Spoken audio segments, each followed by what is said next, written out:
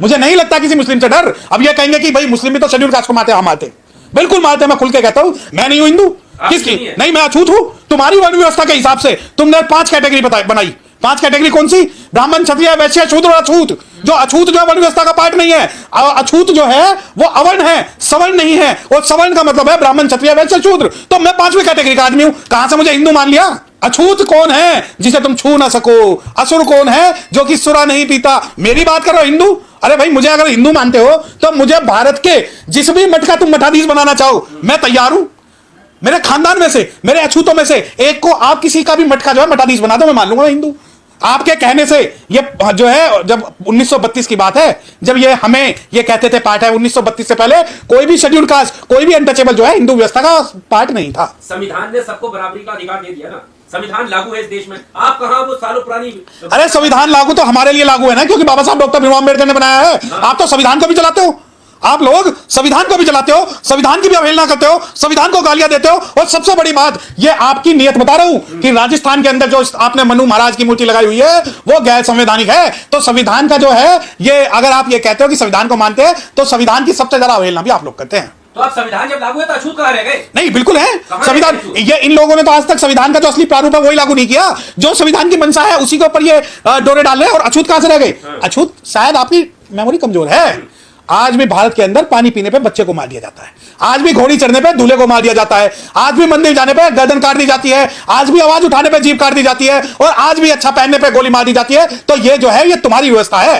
तो अच्छा और बुरा इंसान तो हर धर्म, हर जाति में ना, उसको एक ही जाति से क्यों जोड़ते? क्यों? अच्छा मुझे एक बात बताएं, अच्छे और बुरे की जब आप बात कर रहे हैं, कठुआ में जब रेप केस होगा तो आप अपनी जाति वाली के साथ खड़े हो जाओगे। अगर किसी शेड्यूल कास्ट का रेप होगा, चाहे हाथरस हो, चाहे खेलाजी हो, चाहे बतानी टोला हो, वहां आपके मुंह में दही जम जाएगी। तो अच्छा और बुरे की जहां तक आप बात कर रहे हैं, हम जो शेड्यूल कास्ट हैं, हम जो संविधान को मानने वाले हैं, हम लोग जो है किसी भी बटेंगे, कटेंगे, चटेंगे के नारों के चक्कर में नहीं आते।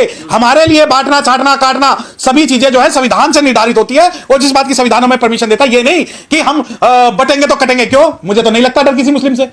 मुझे नहीं लगता किसी मुस्लिम से डर। अब ये कहेंगे कि भाई मुस्लिम भी तो शेड्यूल कास्ट को मारते, हम मारते, बिल्कुल मारते, मैं खुल के कहता हूं। लेकिन हम दो पार्टों के बीच में पिसा हुआ वो अनाज है जो दोनों से लड़ना जानता है। मुस्लिम, मुझे एक मुस्लिम बता दो जिसने शेड्यूल कास्ट के ऊपर अत्याचार किया और उसके समर्थन में पूरी मुस्लिम कौम खड़ी हो गई हो। मैं आपको सैकड़ों आपको ऐसे उदाहरण दे सकता हूं जहां एक शेड्यूल कास्ट की लड़की को एक गैर मुस्लिम ने रेप किया, मार दिया और उसके समर्थन में रैलियां निकली हैं। देखिए, मैं पता नहीं क्यों समझ नहीं पा रहा कि इसका मतलब क्या है। बटोगे तो कटोगे, बांट कौन रहा है? बांट भारत का मुसलमान रहा है या बांट भारत का शेड्यूल कास्ट रहा है? अभी तक मुझे समझ में नहीं आया। और रही बात मुसलमानों के बांटने की, अब तुमने तो मुसलमान ही शिया सुन्नी में बांट दिए। जो मुसलमान पूरी दुनिया में एक है, जो मुसलमान पूरी दुनिया में इस्लाम के नाम से जाना जाता है, वो भारत के अंदर आकर विभिन्न वर्गों में, विभिन्न तबकों में, और उसकी कई सारी ब्रांचेस आप लोगों ने बना दी। अब सवाल आता है कि बटोगे तो कटोगे, बांटा किसने? चतुर्वर्ण किसने बनाया? किसने इंसानों को ब्राह्मण, क्षत्रिय, वैश्य, शूद्र बनाया? किन्होंने ओबीसी की 6742 जातियां बनाई? किन्होंने ये लिखा कि ढोल गवार शूद्र पशु नारी ये सब ताड़न का अधिकारी? किन्होंने एकलव्य का अंगूठा काटा? किन्होंने शंभुक की गर्दन काटी? गाय और भैंस में भी अंतर कर दिया। यकीन मानिए कि गाय को तो माता बना लिया, लेकिन भैंस को आज तक नहीं अपनाया गया।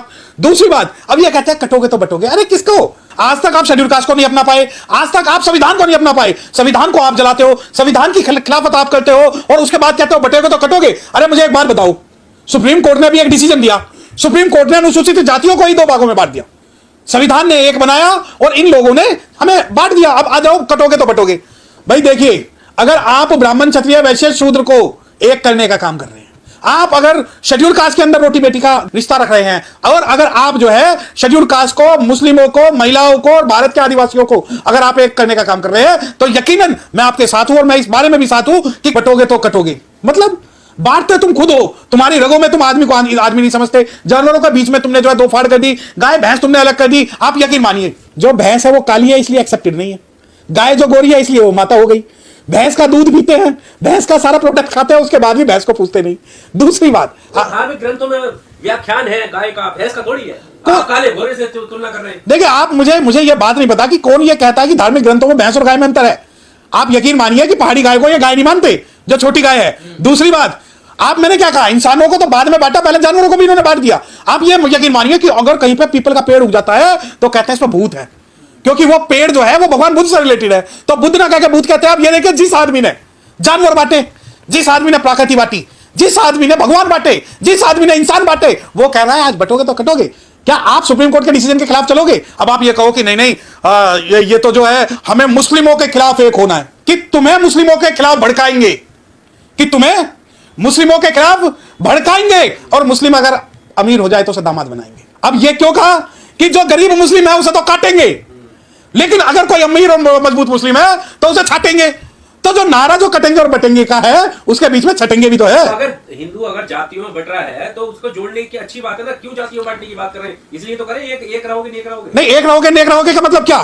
कि एक रहना, जो SC ST OBC माइनॉरिटीज की बात कर रहे हैं, ब्राह्मणों की बात कर रहे हैं, क्षत्रियों की बात कर रहे हैं, वैश्यों की बात कर रहे हैं, चूड़ों की कर रहे हैं, चमारों की कर रहे हैं, किसकी कर रहे हैं? पूरे भारत में मुझे एक मुसलमान दिखा दो जो ये कहता हो बिल्कुल ठीक है कि आप अगर मुस्लिम, मेरे समाज का, मुस्लिम के कुछ लोग अगर समाज के द्वेषी है, तो पूरा मुस्लिम समाज नहीं है, और तुम्हारे कहने से नहीं बटेंगे तो छटेंगे, हम तो जुड़ेंगे तो जीतेंगे। जुड़ेंगे तो अखिलेश यादव की भाषा बोल रहे हो? नहीं, अखिलेश की क्यों, मैं तो बहुजन समाज की भाषा बोल रहा हूं। मैं तो कह रहा हूं कि जो मुस्लिम है वो कुटी हुई छाछ है, और जो शेड्यूल कास्ट है वो बिलो कुटा हुआ बाजरे का दलिया है, दोनों ही मिलेंगे। और जब तक इस बात के अंदर हम जुड़ेंगे नहीं तो हम जीतेंगे नहीं, क्योंकि आज समय है, आज समय है जब भारत के जो है शेड्यूल कास्ट और मुस्लिमों को एक होना पड़ेगा, और जब भारत के शेड्यूल कास्ट और मुस्लिम एक होंगे तभी हमारी हुक्मरानी होगी, वरना नहीं होगी। उत्तर प्रदेश के अंदर सड़कों पर अब नमाज नहीं पढ़ी जाती। उत्तर प्रदेश में दंगा करने की कोई सोचता तक नहीं है। मुख्यमंत्री महाराष्ट्र में जाके दावा कर रहे हैं, ये उपलब्धियां गिना रहे हैं। देखिए, बुरा जो ढूंढन मैं गया तो बुरा ना मिलिया कोई, जो तन झक्का आप ना तो मुझसे बुरा ना कोई।